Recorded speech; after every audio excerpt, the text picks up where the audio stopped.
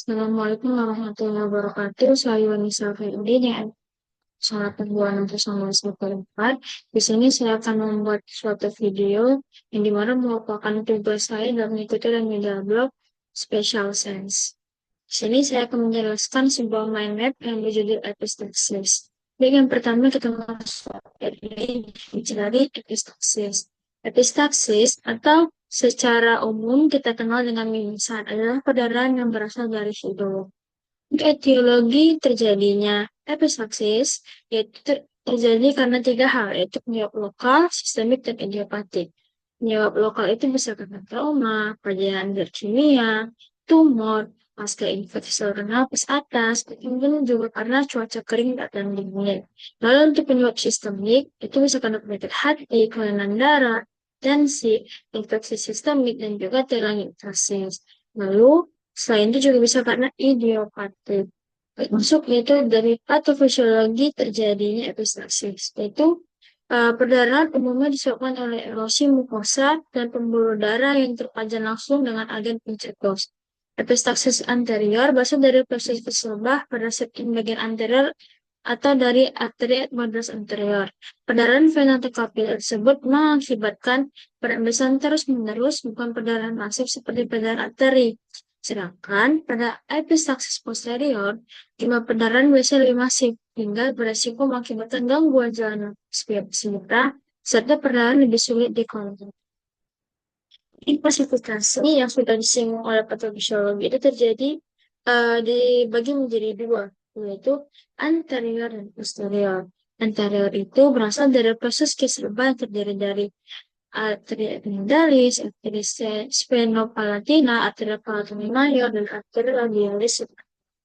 Sedangkan untuk arteri posterior berasal dari arteri stenopalatina dan arteri ethmoidalis posterior yang biasanya jarang dapat berhenti sendiri. Faktor risiko dari epistaxis bisa karena lingkungan, seperti kering, dingin, tekanan barometrik nyata. Bisa juga karena genetik, itu kan oleh hereditary hemorrhagic telangiectasia. Lalu bisa juga karena penyakit kronik seperti tensi, diabetes, gangguan hemostasis. Lalu bisa juga karena kebiasaan seperti mengoret hidung, merokok, mengkonsumsi. Lalu berdasarkan dari usianya, anak-anak umum terjadi pada kasus yang epistaxis anterior, sedangkan dewasa yang posterior. Untuk obat-obatan karena aspirin, clopidogrel, warfarin, dan heparin. Termasuk dari cara mendiagnosisnya, itu pertama dari anamnesisnya. Yaitu bisa kita tanyakan derajat keparahan dari epistaxis yang dialami pasien.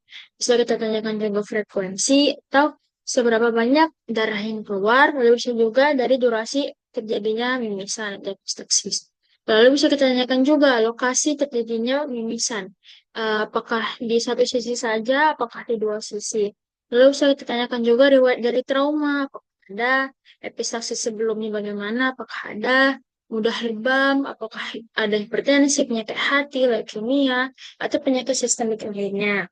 Lalu untuk pada anak-anak, bisa kita curigai juga mungkin saja di dalam kefumnasinya itu ada benda asing. Lalu bisa kita tanyakan juga riwayat penggunaan obat-obatan seperti antikoagulan. Selanjutnya bisa kita pemeriksaan fisik. Yang pertama kita lakukan pemeriksaan kefumnasi secara menyeluruh dengan spekulum nasal. Lalu, jika sumber perdarahan anterior tidak dapat ditemukan, atau perdarahan timbul dari kedua lubang hidung, atau darah mengalir terus-menerus di faring posterior, bisa kita curigai itu adalah epistaxis posterior. Lalu selanjutnya kita pemeriksaan penunjang. Nah, pemeriksaan penunjang ini dikerjakan jika kita curigai adanya koagulopati atau adanya perdarahan masif. Bisa kita lakukan pemeriksaan laboratorium seperti darah lengkap dan profil hemostasis seperti PT, APTT. Lalu bisa kita lakukan juga radiologi seperti MRI, CT scan.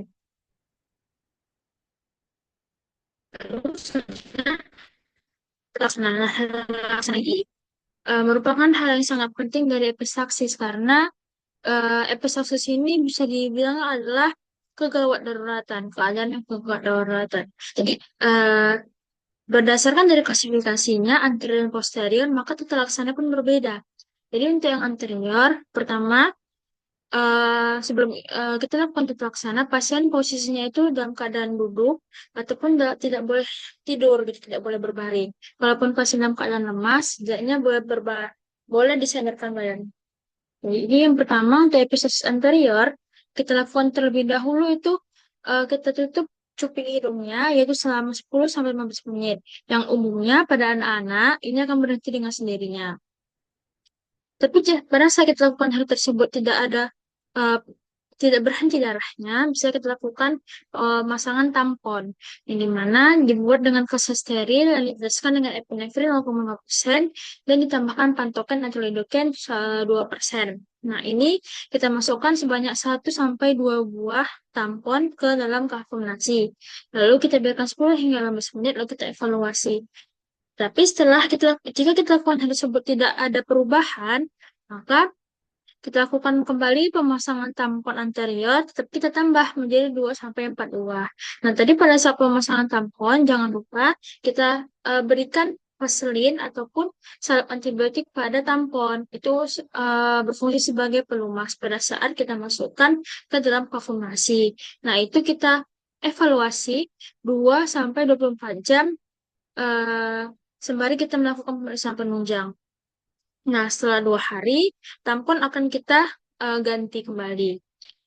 Nah, untuk epistasis posterior, kita gunakan yaitu pemasangan tampon belok.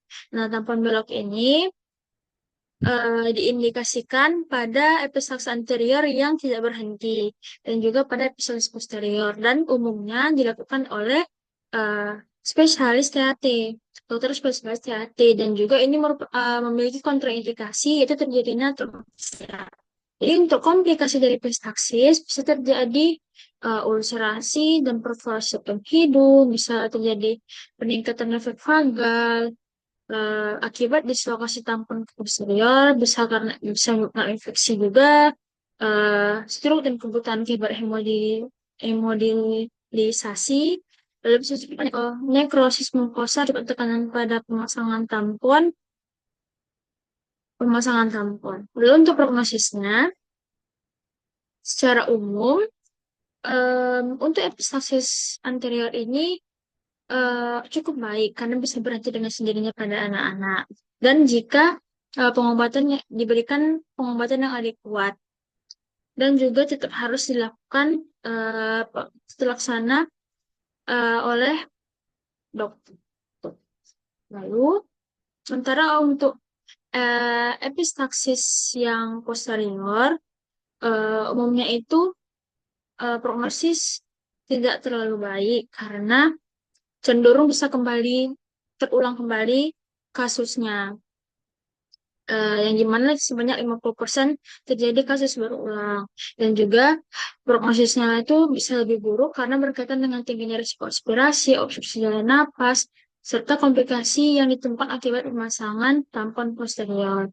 Dan prognosis juga bisa menjadi lebih buruk pada pasien yang usia lanjut, komorbid yang berat, atau epistaxis posterior. Ini adalah referensi yang saya buat dalam pembuatan manuskrip. Jadi, sudah mohon maaf jika ada kesalahan. Assalamualaikum warahmatullahi wabarakatuh.